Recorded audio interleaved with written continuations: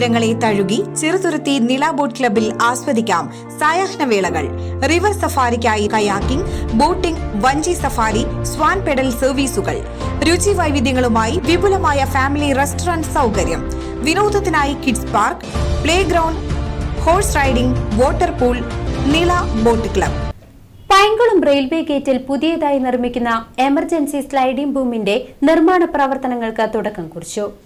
Painkulam railway ഗേറ്റിൽ പുതിയതായി emergency sliding boom യാഥാർത്ഥ്യമാകുന്നു. ഇതിന്റെ നിർമ്മാണ പ്രവർത്തികൾക്ക് തുടക്കം കുറിച്ചു.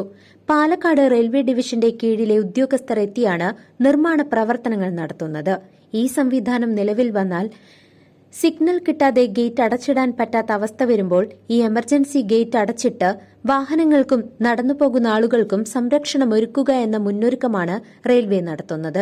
എന്നാൽ ജനങ്ങളുടെ മറ്റൊരു സ്വപ്നമായിരുന്നു ഇവിടെ ഒരു മേൽപ്പാലം വരിക എന്നുള്ളത്. അത് യാഥാർത്ഥ്യമാകാതെ കടലാസിൽ മാത്രം ഒതുങ്ങിയിരിക്കുകയാണ്. വാഹനങ്ങൾക്ക് റെയിൽവേ ഗേറ്റ് അടച്ചാൽ 20-30 മിനിറ്റ് വരെ കാത്തുനിൽക്കേണ്ട അവസ്ഥയാണിപ്പോൾ ഉള്ളത്. ഇതിലൂടെ റൂട്ട് നടത്തുന്ന ബസ് ജീവനക്കാർക്കും സമയക്രമം പാലിക്കുന്നതിന് വെല്ലുവിളിയാണ് ഈ railway gate. News desk CCV.